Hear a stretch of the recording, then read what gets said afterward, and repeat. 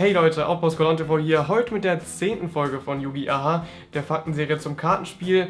Und ich bin ziemlich froh darüber, wie die Serie bis jetzt gelaufen ist. Wir haben insgesamt in dieser Folge 100 Fakten zusammen, die ich persönlich ziemlich cool finde. Alle sind für sich irgendwie ziemlich cool. Und ich bin gespannt, ob ich diese Fakten noch überhaupt toppen kann. Ein Special gibt es in dieser Folge jetzt nicht, obwohl ich kann euch einen kleinen Teaser geben, was jetzt gerade mit dem Kanal so ein bisschen passiert. Und das war's auch schon. Ich möchte nämlich gerade die 3D-Programme lernen und da wird wahrscheinlich in Zukunft auch ein bisschen mehr 3D-Content kommen. Vielleicht einfach die Yu-Gi-Oh! Karten in 3D designt. Wer weiß. Auf jeden Fall gibt es ein neues Intro für 2016. Daran arbeite ich gerade. Und das war's aber auch schon. Jetzt geht es mal weiter mit der 10. Folge. Ich hoffe, ihr habt ein bisschen Interesse an Fakten gesammelt. Und dann legen wir auch los mit der Brille. Und ich wünsche euch ganz viel Spaß. Die Karte Majestätischer Mag Oka ist benannt nach einem japanischen Kamikaze-Flugzeug, was im Zweiten Weltkrieg benutzt wurde. Oka heißt nämlich Kirschblüte und man sieht ja auch in der Karte, dass die eben auch kirschblütenfarben ist. Und der Effekt der Karte ist zufälligerweise eben auch zusammenhängt mit diesem Kamikaze-Flugzeug, denn am Ende des Spielzugs, falls die Karte normal beschworen wurde, dann wird sie eben auf den Friedhof gesendet, was ja natürlich eine Parallele ist. Ihr kennt wahrscheinlich alle die Cyanide Dragons aus dem Anime, also Stardust Dragon, Red Dragon Archfiend, das heißt, die gehören irgendwie alle zusammen, diese Synchros. Und da kamen ja letztens auch diese Upgrades raus, aber Upgrades ist eben der falsche Terminus, denn die Karten kamen tatsächlich parallel zu den Synchros raus, die wir eben am Anfang kannten, und zwar im Manga. Das heißt, wir haben eben erst später die Karten bekommen, die im Manga geschrieben worden sind, und zunächst erstmal die Karten, die im Anime erschienen sind. Und jetzt haben wir eben beide Karten, wobei eben viele denken, dass die zweiten Versionen Upgrades sind, die halt irgendwie irgendwelche besseren Effekte haben, aber das stimmt eben so nicht ganz und jetzt wisst ihr es eben besser. Das Artwork und der Text der Karte Begrenzer-Entferner zeigt das sogenannte Übertakten von Maschinen. Das steigert die Performance und dient eben dazu, dass man die Maschine eventuell über ihre Grenzen hinaus steigern kann. Das Risiko ist eben aber dabei, die Maschine komplett zu zerstören und dass die Hardware am Ende überhaupt nicht mehr funktioniert. Und das wird eben auch in der Karte gezeigt und ja, jetzt wisst ihr, was Übertakten ist. Die Karte Stufeneinstellung bzw. Level Tuning kann man im Set Light of Destruction raus, was das letzte Set vor der Synchrobeschwörung war, und teast so ein bisschen die Synchrobeschwörung an. Das heißt, es zeigt zwar eben dieses Tuning, also dieses Verfeinern von Gegenständen, was man ja machen kann, aber darauf hat eben auch die Synchro-Beschwörung aufgebaut, was man im Anime ziemlich gut beobachten kann. Und die Karte kam eben in dem Set raus und sollte so ein bisschen ja, in dieses Synchro-Beschwören einführen, reduziert nämlich auch die Level von Monstern, um eventuell eben auf verschiedene Synchros zu kommen. Sehr interessant auf jeden Fall. Die Karte Lichtstrahl Diabolus referiert wahrscheinlich zu der Story von Lucifer, welcher ja im Prinzip auch als Name für den Teufel gilt. Und im Kampf gegen den Himmel hat er sich eben zu dem Drachen Diabolus verwandelt. Und nachdem dieser Krieger eben nach diesem Kampf in die Hölle verbannt wurde, wurde Lucifer sozusagen zum Erschaffer des Bösen. Also wurde Lightray Diabolus zu dem sogenannten Diabolus King of the Abyss. Und den könnt ihr eben hier sehen. Als Lichtpulsardrache zum ersten Mal gezeigt wurde, gab es ein Bild mit dem Effekt der Karte, wo eben drauf stand Falls. Und diejenigen, die eben sich mit den Rulings auskennen von Yu-Gi-Oh!, es gibt einen ziemlich signifikanten Unterschied zwischen Falls und Wenn. Denn wenn benutzt wird, kann die Karte sein Timing missen.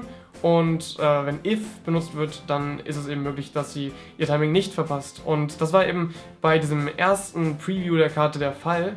Damit haben schon die Japaner sich so einen Loop ausgedacht mit Cannon Soldier, den eben unendlich oft zu Tributen, den Lightpulsar Dragon, und mit rotäugiger finsterer Metalldrache den eben wieder zurückzuholen und so weiter. Und da gab es eben so einen Loop für, wo man den Gegner eben als FTK direkt auf 0 bringen kann. Dieses kleine Wort wurde dann eben vor dem Release noch verändert und damit ist Lichtpulsardrache die einzige Karte, die vor ihrem Release eben eine Textveränderung bekommen hat. Sonst hätten wir wahrscheinlich ziemlich schlimme Zeiten vor uns gehabt und den Lichtpulsardrachen irgendwie auf 1 oder so auf der Liste.